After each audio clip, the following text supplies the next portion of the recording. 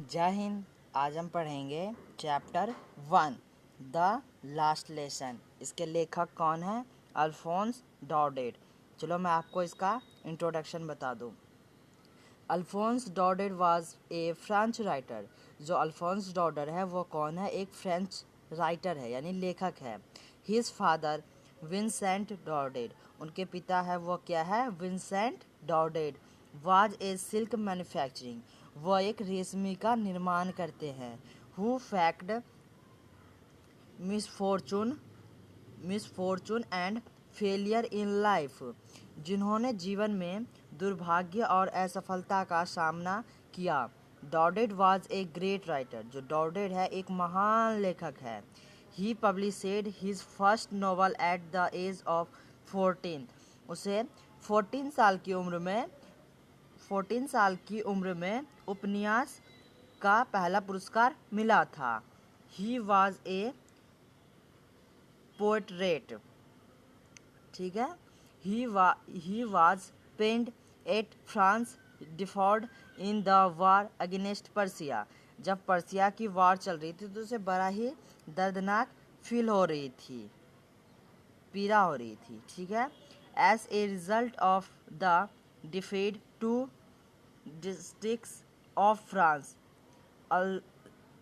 अल्सेंस and Lorraine passed into Persia hand. फिर क्या किया? जो पराजय के परिणाम स्वरूप फ्रांस के दो जिलों अल्सेस और लॉरेंस पर्सिया के कब्जे में आ गए, ठीक है। न Germany language was imposed on these two district under their control, अब दो डिस्ट्रिक्ट उनके कंट्रोल में कब्जे में आ गए, ठीक है। अब उनके नियंत्रण में दो जिलों पर जर्मनी भाषा थोपी गई, ठीक। आगे बढ़ते हैं। This story centres round M Hamel, a dedicated and patriotic teacher, ठीक।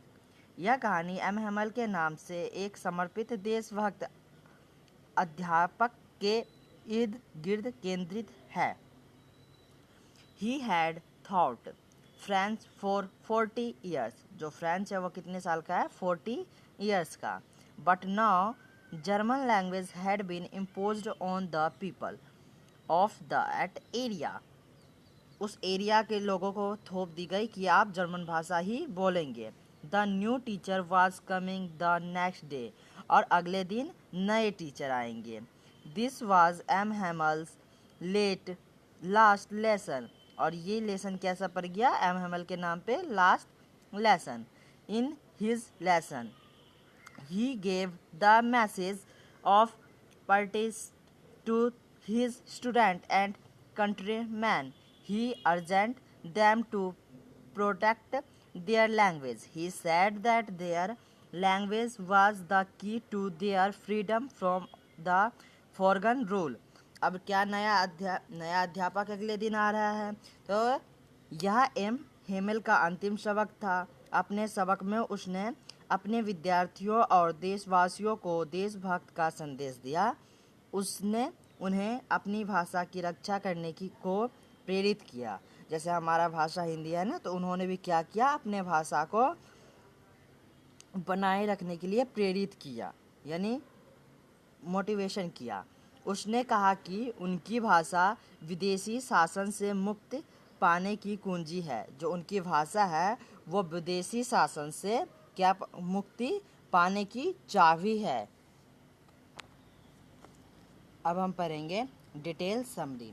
ए boy named Franz is the narrator of this story, इस स्टोरी का जो वर्णन करता है उसका नाम क्या है? Franz. He was a student of M Hamel's school, वह एम हैमल के स्कूल का क्या है? एक विद्यार्थी है। वन डे, एक दिन, he was late for school, वो स्कूल के लिए लेट हो गया। जैसे हम कभी कभार लेट हो जाते हैं ना, उसी तरह वो भी स्कूल के लिए लेट हो गया। So he was hurrying to school, और वो जल्दी जल्दी स्कूल जाने लगा। He feared that he would be rebuked for coming, उसे डर लग रहा था उसे कहीं सर डांटे ना। जैसे हमें डर लगता है ना कि हम कभी लेट चले जाते हैं, भाई आज तो सर डांटेंगे, आज कैसे होगा, चलो जल्दी जल्दी चलो स्कूल चलो। Secondly M Hamel had said that he would question the student of the participles, उन्होंने स्टूडेंट को दे रखा था किस पे, पार्टिसिपल्स पे, कि क्वेश्चन पूछेंगे। पार्टिसिपल्स का मतलब होता है जैसे हम विशेषण होता है ना, उसी में से ये क्वेश्चन आता है। French has not learn them, जो फ्रेंच है उसने ये याद नहीं किया था। जैसा कभी कभार होता है ना, हम भी याद नहीं करते हैं, छोड़ देते हैं, उसी तरह उसने भी याद नहीं किया। For a moment he thought of running away and spending the day in the country side, फिर उसके मन में एकदम से विचार आया कि आज मैं चलो शहर की तरफ ही बिता देता हूँ। But then he decided to attend the school and hiding on, फिर उसके मन में एकदम से विचार आया कि नहीं नहीं नहीं, आज चलो मैं स्कूल ही जाता हूँ, और एकदम से वो तेजी से स्कूल की तरफ निकल गया। On his way to school, और स्कूल के रास्ते वो जा रहा है। Franz pass the town hall, फिर प्रिंस ने क्या क्रॉस किया, टाउन हॉल। ही सा ए बिग क्राउड, फिर उसने देखा कि यहाँ पे बहुत सारे भीड़ इकट्ठा है। Front of the bulletin board, bulletin board के पास। For the past 2 years all the bad news and appeared on the bulletin board, और बुलेटिन बोर्ड जो होता है ना, समाचार पट्टे, उसी पे सब कुछ 2 साल से ताज़ा अच्छी बुरी खबरें सारा वहीं पे लगता है। The people of that area got the news of the lost battles and other important happenings only from there, और इसी जगह पे कुछ अच्छा बुरा खबर लगता है, जो युद्ध में जीता या क्या उसका परिणाम आया, उसी बुलेटिन बोर्ड पे। Franz was afraid of being rebuked, Franz डांटे जाने से डरा हुआ था। He wanted to enter the school unnoticed, वह चुपचाप तरीके से स्कूल में दाखिल होना चाहता था। He hoped that in the noise confusion of the school, उसे उम्मीद थी कि स्कूल के शोर शराबे में वह बिना नज़र पड़े अपने डेस्क पर पहुंच सकता था। He would be able to get to his desk without being seen, but when he reached the school he was surprised to find that there was a perfect claim. जब वह स्कूल पहुंचा तो वह चारों ओर पूर्ण शांति पाकर हैरान हुआ। The other student were sitting in their place, M Hamel was there with his rod, अन्य विद्यार्थी अपने अपने स्थान पर बैठे थे। एम हेमल अपनी छड़ी के साथ वहाँ था। ठीक, ही सा फ्रांस, उसने फ्रांस को देखा। But did not rebuke him, उसे डांटा नहीं। He asked him very kindly to take his seat, और उसे बड़े ही दयालुता पूर्वक कहा कि वह अपनी सीट पर बैठ जाए।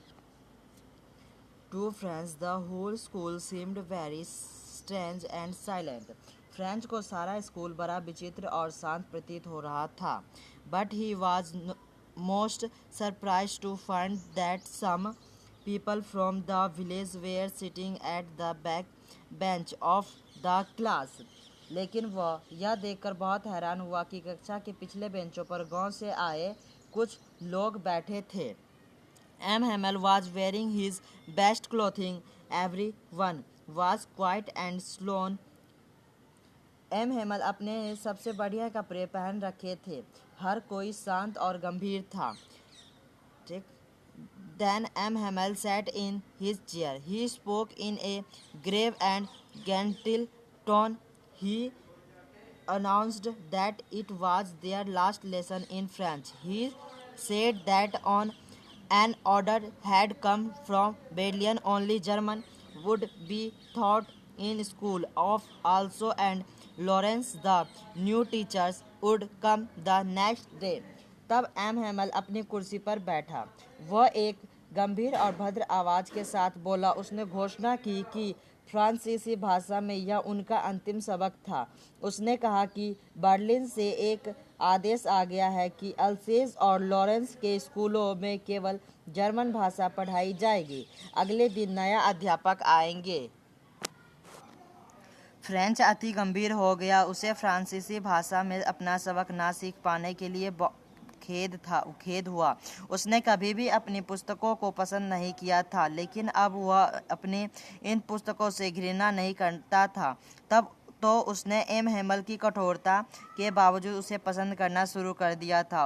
अब उसने महसूस किया कि एम हेमल एक समर्पित अध्यापक था। उसने 40 साल तक स्कूल की सेवा की थी। अध्यापक के प्रति अपना सम्मान प्रकट करने के लिए गांव के वृद्ध लोग उसका अंतिम भाषण सुनने आए थे। अब कृतंक के नए नियम बताने के लिए फ्रेंच की सारी बारी थी। वह उठ खड़ा हुआ, लेकिन वह घबरा गया और चुप रहा। हालांकि एम हेमल ने उसे डांटा नहीं। तब एम हेमल ने कहा कि इसमें फ्रेंच का कोई दोष नहीं है। अल्सेस के लोगों ने प्रायः अपनी मृत भाषा को सीखना बंद कर दिया। उसने कहा कि फ्रांसीसी भाषा दुनिया की सबसे सुंदर भाषा है।